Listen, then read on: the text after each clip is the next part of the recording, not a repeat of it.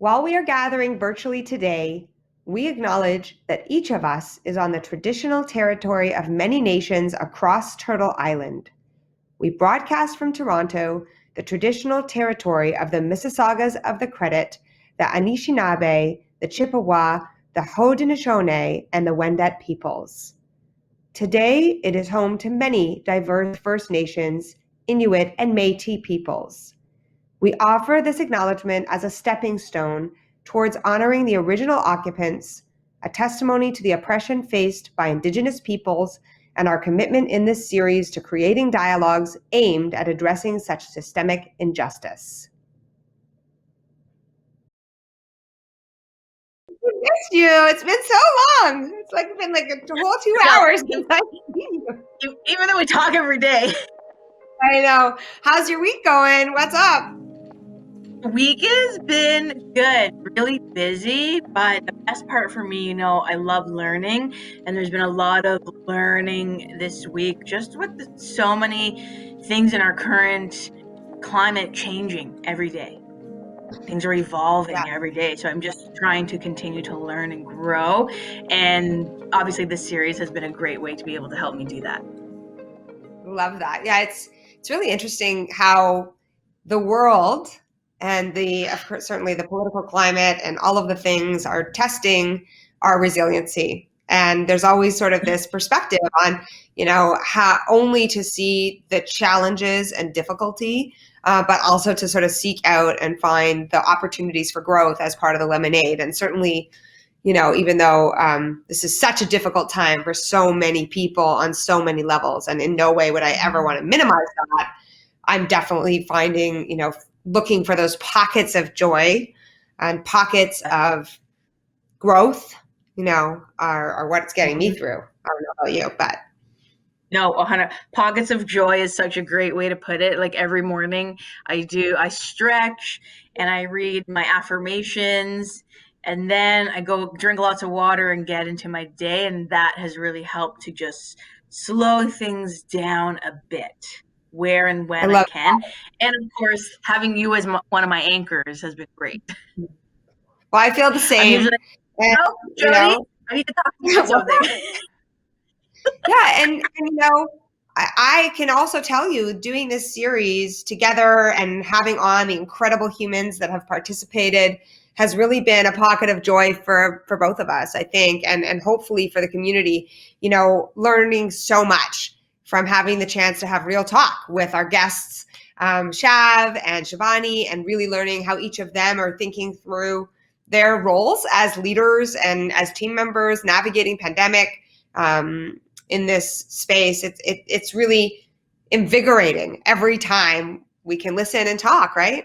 We have a really, really exciting episode coming up where we're digging deep and talking about some complex issues around equality, microaggressions, and sexual identity, which really hits home for me.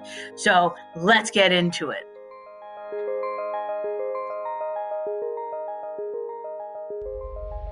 We had the incredible opportunity to sit down with Fitria Muhammad, an activist for Muslim women in sports and the founder and executive director of Muslim Women's Summer Basketball League.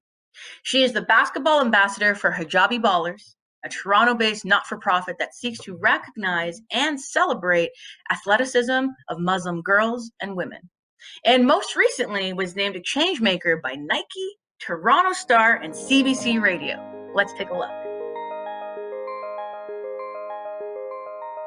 Fifi, we're so excited to welcome you to the show. How are you doing, truly? Oh my, thank you so much. I am doing wonderful. Obviously, we're all on the same page in terms of COVID, but how are you guys doing? Today is a great day to try to have a great day. That's what I tell myself every single day. So thank you for your honesty. Thank you for being here. Yeah, we're so happy to have you. I read a quote by this amazing woman, Lauren McCowan, who writes a lot of books about recovery specifically, but she has a term that she quotes in her book called push off from here. And I was telling myself that this morning, that every day we have the opportunity to start again. And sometimes in this whole COVID life, we just need to sort of bring a fresh slate to every day. So thanks for asking. Yeah, I love that. So let's talk about progress. What does the world look like today for women in sports? I love that. I love that question.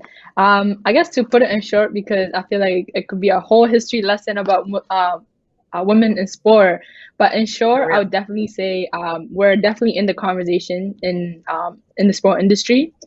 But Hmm. in terms of, I guess specifically, uh, women from the BIPOC community, we're still missing from many rooms in the sport industry. So, for instance, obviously we're in the forefront in terms of like the playing. There are a few, that are visible, but specifically in managerial roles, we're still missing. So the decisions are not being made about us by us. But I guess in terms of appreciation, the conversation has begun, but it's a matter of just continue the convo and seeing how um, we could appreciate women to actually pursue sport for a career, not just as a hobby. Because the professional athletes, for example, WNBA players that are playing at the highest level, but are not, being paid the money that they deserve. So they have to, you know, do extra take up extra jobs to still live the lifestyle that they want. And also when their season is done, they have to go overseas to make up the money. So I feel like, in short, the conversation is there. It's a matter of getting the male spectators to support our game or respect us, Yes.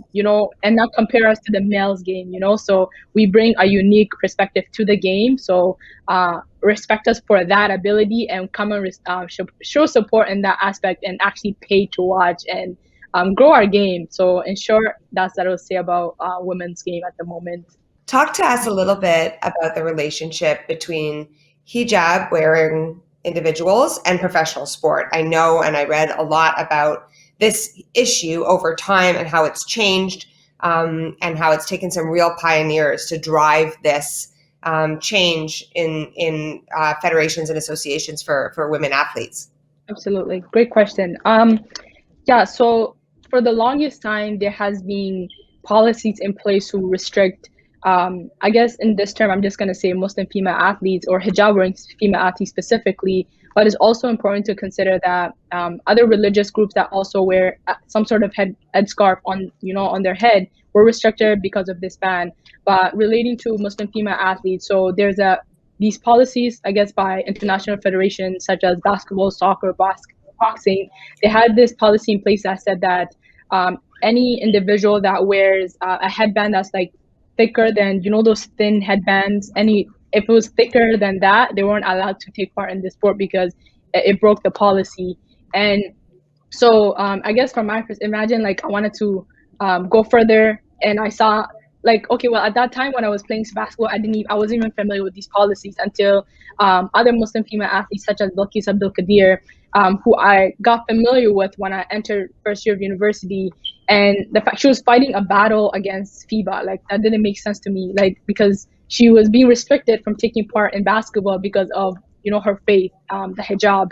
And so it made me like curious as into like, wait, what does that have to do with basketball? What does that, why is that policy even in place to restrict someone from participating in sport when all of a sudden, there's this notion that, oh, sport is for all, but all of a sudden you're restricting this person because they chose to practice their faith. And so these policies were in place, but FIBA, due to, the change agents, they were able to fight this policy because they wanted to play at that level, but they couldn't because of this, this policy.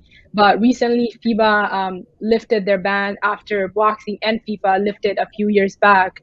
But it just shows that, like, finally the conversation has begun and is starting to accept other diverse groups into the sport world, and now, back then when they put these policies in place, they weren't thinking about, the diverse population that would want to take part in sport. So it just shows how restrictive the sport industry was, without thinking about, the marginalized group that may want to take part in sport.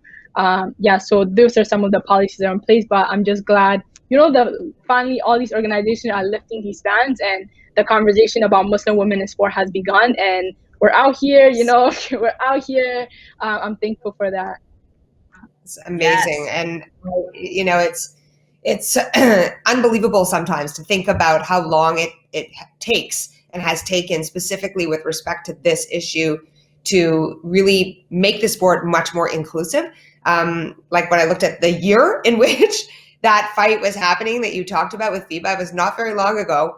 But I think we have to definitely celebrate the progress and continue along it. And sort of going a little bit deeper with you in terms of your lived experience, and we're so grateful that you are here and prepared to share it. I would love to hear and share with the audience a little bit about any personal sort of experience you've had where you have sort of seen this sort of either outright discrimination or not inclusion or stereotype that you have had to overcome, and sort of any words of inspiration you can share with our viewers around that. Great question. I would say growing up, well, when I got introduced to sport, it was like lack of visible Muslims that was in a way discouraging. On top of that, having others, I guess, from outside of my community telling me that, like, why do you do sports? Even actually within my community as well, the Muslim community wasn't familiar with sport because they weren't used to seeing Muslim women, taking part in sport. And also, I guess a general society, they weren't familiar with Muslim women. So they're like, wait, what, you play basketball? Like, wait, what do you mean? Like, they were just like questioning me. So I had to always prove myself that I belonged in this field. Even like this industry that I was studying, I had to, I guess, they didn't believe that I was actually going to do something. So I felt like I had to prove myself extra hard. And after I got my degrees, when they're like, oh wow, like she actually has a degree in sport management, so like she could do what she was doing, what she always said she was gonna do. So in terms of challenge, it was just like a lack of, I guess, doubt, like the constant doubt that people assumed just because of my visibility that I wasn't capable of doing what I wanted to do. So in terms of the challenge, I would say that, but other Muslims specifically, they've encountered like challenges such as, Muslim women, there's just a stereotype that, oh, like, you don't have to be wearing the hijab anymore because, assuming that the religion is oppressing us, when in reality, I feel like it's a society that's oppressing us by constantly questioning our beliefs, our I guess our choice to actually practice this religion. We really appreciate you sharing that. And I think for our viewers, like a practical takeaway from this conversation is how important of a practice it is to actually go research the hijab, speak to individuals, Right. understand and like go deep yourselves in terms of culturally understanding the significance, religiously understanding the significance that wearing a hijab is not a headscarf. It is an expression, of well, you could probably say it better than me, but my understanding is an expression of devotion and modesty that is a very deep tenet of your faith. And being in 2021 doesn't change that. Right. Absolutely. Right. No, you said it well. Absolutely. And how wearing a hijab and celebrating your faith has nothing to do with how you play basketball or any sport for that matter. But I think, to everyone watching, it's that conversation. Why was that even a ban in the first place? So Right. Shifting it a little bit, Nike made huge headlines when it launched their hijab for athletes, which is incredible, and which I think gives us a lot of hope. But do you think this is going to help things get better in regards to inclusion? Absolutely. Yes, I feel like I remember when Nike actually launched in 2017, they introduced the idea of a hijab, and literally everyone that I knew that I was an athlete were tagging me in this post or either sending me this post. So I'm like, I was literally excited. I was happy. There's a post on my Instagram that says that, like, finally more reason for me to actually support Nike because I felt like I was seen, I was heard, and I was valued, respected the same way as other athletes. So I feel like a major brand like Nike coming up with something like this, although, the hijabs, the athletic hijabs did exist, but like, I feel like it kind of takes that large organization that has a voice to kind of, I guess, validate you in a way for a society to accept you as who you are. Absolutely. And I think it was great that it was a large company like Nike, because now that sets the tone for a lot of other companies to hopefully follow suit.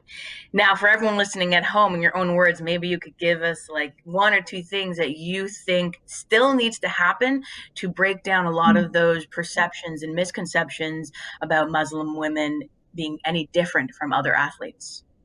Yeah. I feel like in short, it's just a matter of like ask themselves like what makes you think we're any different? Like because of our Yes. hijab, like what makes you think we're any different, you know? But and then it's just like I wouldn't say we're different, it would just require like literally minor accommodation. For instance, if you're saying you're only hosting women's only gym session, is there really a women's only gym session? Like are the referees, you know, women? Are spectators women? Like it's just like those little things you may not consider, but Mhm. it would definitely have a big impact on a Muslim woman that's taking part in that, you know, in that environment. So that's just like literally minor accommodation. And if you're concerned of how to like you if you think you may not be able to fully support them, literally ask them like how can I support you, like how can I help you, like I understand I'm new to this and like I'm willing to support you, but I don't have the enough I don't have enough knowledge. Like literally we actually appreciate when someone asks us that's a simple question and we're like we don't take it as an offense. We value that you're willing to learn, and if you know that you're willing to pass that knowledge on to someone else. And so don't feel like, you know, you're doing the most, or you don't be hesitant at all to ask those simple questions. Or yeah. Absolutely. And I think something from that I've seen from playing in women's basketball teams is also a piece of, education for everyone on other teams and refs, etc. I always think of that video, I don't know if you've seen it, of someone playing soccer and her hijab was accidentally pulled off and everyone from the other team surrounded her so that she wouldn't be seen so she could put it back on properly. That to me was one of the most powerful examples of allyship, support, and respect I've ever seen in sports. And I think that is a true example of how to truly support people of different backgrounds. So that literally Yeah. gives me chills just thinking about that, just to know that they knew that that would be important to her, Yes. Fifi, we want Mm. to say thank you so much for joining us. I've learned so much, and I feel like our audience has learned so much. We're encouraging everyone to go out there and learn more so that we can further include Muslim women in all sports and all women in more sports. Thank you so much. We Mm. really appreciate it. Thank you so Thank much you for so being much for here. having me. Oh, wait, let's get you a little dance. We always do a Amazing. little A little dance when dance. we finish up. Give us a little, hey, gee.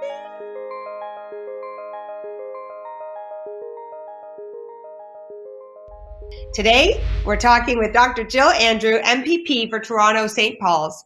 Jill is the first Black and queer person to be elected to the Ontario legislature and reportedly in Canada. Outside of politics, Jill is an activist for anti-Black racism, gendered violence, and weight discrimination. Jill serves as the Ontario NDP culture critic, women's issues critic, and is also a member of the Ontario NDP Black Caucus, a first of its kind in Ontario's legislative history. Jill, so good to see you. And I would love to just, right? And I'd just love to know, when we're asking everyone, how are you, truly? Oh boy. You know, this pandemic has been a trip. That's for sure. It's been a trip. It has impacted so many of us, obviously physically, mentally, economically. And as the MPP for Toronto St. Paul's, it comes with great pride and great gratitude, but there's also a lot of responsibility. And I'm Right. connecting with amazing people too. And I think Yeah. something that what you said is that there's ups and downs and everyone is impacted differently in different ways. And something that you Yes. often speak to is the trifecta of hate. I would love for you to sort of explain that to our audience and what does that mean and what does that mean to you? So, that was sort of a phrase that I used in my dissertation a few years back. And I was really talking about the trifecta of racism, sexism, and size discrimination that a lot of Yes. people experience. In my story, I was talking particularly about Black fat women, and the way in which, sometimes Black fat women are, criminalized, they're dehumanized, they're seen as aggressive rather than assertive. They're seen as lazy, as argumentative, as intimidating, all of these terrible stereotypes that are rooted in the dehumanization of Black women, of women sometimes, and certainly of fat people. So the trifecta of hate I think I was inspired by Kimberly Crenshaw's work. In fact, I don't think, I know I'm inspired by Kimberly Crenshaw's work on intersectionality. And when I think of a trifecta of hate, I really think about how all of those pieces come together sometimes, and have impacted my life negatively, impacted other women's lives negatively, and rooted in my dissertation work and also in my lived experience as a Black woman who is fat. I speak to how that manifests. For me, Thank you. that is something that we have to address, and it's something that we have to create space for all women. We have to create space for everyone to feel safe and feel valid. And I think that we have to do some real work when it comes to BIPOC communities, when it comes to trans women. We have to do incredibly more work to ensure that women are feeling safe and accepted and acknowledged, and that our lived experiences count. So tell us about, you've created, and I really use that word underscored, created beautiful sort of movements around us starting to unlearn. So tell us about the organizations you co-founded, Sizeism Sucks and Body Confidence Canada. If folks are learning, are early in their journeys or even later in the journeys, are learning about addressing weight discrimination, where can we start, and what resources are available in some of these awesome organizations you've built? Well, so Body Confidence Canada and Sizeism Sucks, they both were born out of the personal experiences that myself and my partner Aisha, co-founder of both, had experienced in our lives in public spaces, for goodness sakes, including being verbally attacked even and called out of our name, using racist and sexist and size phobic language. So this work really comes out of lived experience, not only of ours, but of people that we've spoken to and with and interviewed and whatnot. We were fighting to get size and weight, or weight and appearance actually, included in the Ontario Human Rights Code as prohibited grounds against discrimination. We haven't quite gotten there yet, but there's so much work to do, and it's a movement that's really picking up across provinces in Canada. And we're recognizing the impact that sizeism has, especially for women identifying people, especially for racialized women, especially for people who are in a certain socioeconomic bracket that are often, pushed to the side as it stands. So we really have to do that work to break down those institutions that try to limit us and try to tell, I'm going to say it, especially women identified folks, not to take up space. Because really, it's about physically and figuratively telling us not to take up space. How dare you? So we have to fight back at that. People watching want to get behind that effort to change the legislation. Where can they go to sign up or advocate with you? You can go to bodyconfidencecanada.com for more information. I'm also very approachable and reachable. You can find me on social media to sort of jump on to whatever work that we're doing. One of the things that I was able to take from that work into the legislature was Bill 61, and that was my bill to sort of create the first week of February as Eating Disorders Awareness Week.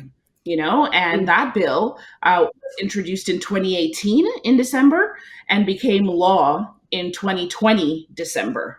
So it's now on the books in Ontario that the first week of February is Eating Disorders Awareness Week.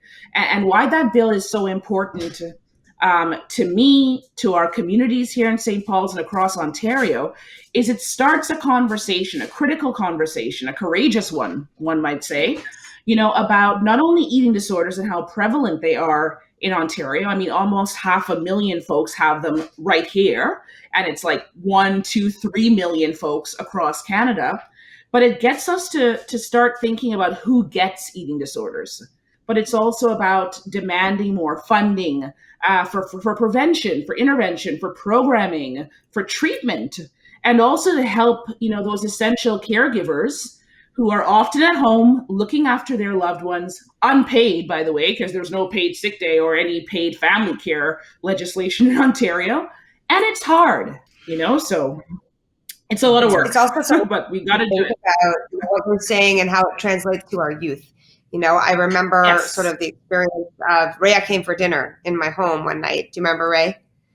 And you sat with Lily and told her, it was a beautiful night, and it was such an important, in addition to Ray getting to know my family and in particular my daughter, sharing your story and your lived experience, including overcoming all of the various discrimination that you faced in your youth, was so important for my daughter, who had never been exposed to that. Don't talk about it at school. Never really had heard about eating disorders. I mean, much to my fault, but I think a lot of us don't know how to talk to our young people. We're so afraid to even raise it. So I think there's lots we have to do to start down the pipeline to educate proactively and teach our children, so we don't end up with another, generation of discriminatory folks. Absolutely. But you know what? Best you got to remember. Sorry, the best part. Go ahead. No, it's for sure. Was having the conversation about sexual orientation and being able to talk about that. And, her daughter, Lily, was like, oh, okay, yeah, that makes perfect sense. It wasn't like, oh, why that? It was just like, I'm queer, or I'm gay, or I'm a lesbian, depending on the day. The word changes for me. Or sometimes I say I'm a hybrid. And I thought that was so beautiful, because we're sitting around with, Jody's parents, her daughter, having tacos, talking about sexual orientation, and to feel the love and acceptance was something that I think any person who's ever been discriminated against longs for, Now as an MPP, seeing the role, front row center, that government and decision makers have in supporting communities, having those conversations that you want to have, we can never forget that we don't have to do this alone. I want to make it clear that parents, I don't know how, I'm not a parent yet, that is, in my opinion, the hardest job in the world. So there's so much on your plate as it stands, right? So we need to have curriculum that reflects the needs of our kids. We need to have decision makers putting forth strategies to create curriculum and to create equity and inclusivity, and ensure that those are centered, in all of our school boards and all of our workplaces. That's actually something that we've put forth. We're trying to create a provincial strategy to address anti-Black racism in schools. We also want to see more mental health curriculum and more, more healthy relationships, and curriculum on Indigenous communities, not just during a month or a week or a day of significance, but the entire year. And I can't speak enough to what you've said. I mean, being a queer MPP and being the first queer Black MPP to sit in a legislature, here in Ontario, and reportedly around Canada, across Canada, that comes with the responsibility of ensuring that queer youth can see themselves there. Legislature, Queen's Park is a space where they belong. And that's been one of my, if I can tell you, out of everything I've accomplished so far in this job, it's been the conversations with kids, and educators, because I'm an educator as well, so I'm clearly biased. I love teachers and education workers and all of that, but it's been the kids, it's been the youth who have met me, on the corner of Oakwood and Vaughan, of course, pre-COVID, or wherever, Little Jamaica, Yonge and Eglinton, Davisville, wherever I was, or who have come to Queen's Park and sat and talked to me. And I've been able to say to them, this is your house. If you want to run one day, do it. Find someone. There'll be someone out there who can help mentor you. Yeah. Yes. And the more other people feel seen and heard, that allows them to create space for others to feel seen and heard. Woo! Exactly. Okay, Jill with the mic drop moment. Thank you, Jill. Thank you for being with us today. Thank you deeply. Thank you. Our whole thing. Let's do a little dance. I know. Thank you so much for the opportunity. So, Rhea, we talked with Fitria today a little bit about the concept of microaggressions. And I actually think us talking more about the topic of microaggressions and delving deeper into your own, if you're comfortable, lived experience of microaggressions is really important, because it is a really difficult conversation, and it is really important for us to understand what they are, what the impact of them is, and how we might actually think about being super mindful in the workplace and in our social relationships. No, I completely agree. It's definitely not my favorite topic to discuss because I think it's been majority of the discrimination I've faced throughout my life has come in the form of microaggressions. And I didn't realize till much later how much of an impact that has had on me. And, in my own words, microaggressions feel like a passive aggressive slight that has a little bit more to it.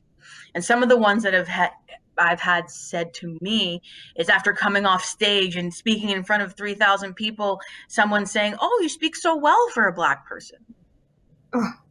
Now that could be a microaggression because it goes under the assumption that because of the color of my skin, that I perhaps may not be as educated or as educated as they think people should be speaking, which just isn't the case because I'm speaking English and that is the language that I was taught regardless of the color of my skin.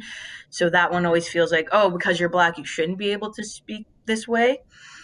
Another one that has come up for me, yeah, for sure. And another one that has come up for me a lot is, oh, what apartment building do you live in? So them maybe not coming from a malicious place, but assuming that, oh, because of the color of my skin, them thinking that maybe my family or I cannot afford to live in a home or anything else. So they automatically would assume that I couldn't live in a house, that I would have to live in an apartment. There's nothing wrong with living in an apartment, but it's the assumption that makes it tricky. And that was actually a question that a police officer asked me when I was walking home 2 steps from my house when I was growing up. So it's I'm so important sorry that people are. I go through that. I just want to take a moment to say I'm so sorry that you have had to experience those things in your life. Thank you. And I think I'd like to share one more little quick story with everyone if I can. And one of the biggest microaggressions that happened that I think taught me a lot in my life, I was around grade 10 and we went out for dinner, a family dinner, and we had dinner and it was great. And it came time to paying the bill. And this was back in the day, aging a little before the machines were wireless. So they would take your Visa, leave, and come back. So my dad looked at the bill, he put down his Visa, she left and came back. When she came back, her energy had completely shifted, and she said, "Sorry, your card declined. Maybe you have another card that you could pay with." And my dad's a very logical man, and he looked at the bill and he said, "No, this should work. Why don't you try it again?" So she left and came back, and same thing. "Sorry, your card declined. Maybe there's someone you can call who can help you." And my dad said, "Okay, well, why don't I come with you and see what's going on and we can assess from there." And what my dad saw was that the machine never once read never once read decline, it only read error. And I think you and I, we all know that error could mean a number of things, like the internet not working, the card not working, the machine not working. But because of potentially her prejudiceness or her preconceived notions, she decided that my father couldn't afford this bill based off the color of his skin, and never once considered that there could be other things happening, and the word declined never showed up. And so my dad tipped her, left, and didn't say another word. And I'm only in grade 10. I was a bit riled up and I said, "Why would you tip her? Let's go back in there. We shouldn't have had to pay." And my dad said that sometimes you were going to have to take the higher road to prove people wrong. Because if I had acted that way, the story would have read a lot differently. It wouldn't have been that we were potentially a victim of discrimination. It would have been that a Black man left a restaurant without paying the bill. And that would have been our reputation in the neighborhood for the rest of our lives. And that for me was the day that I completely changed and really started to build on my lead with love, which is my top value. So from the bottom of my heart, I'm sharing this with all of you to help us all continue to learn, grow, and share together.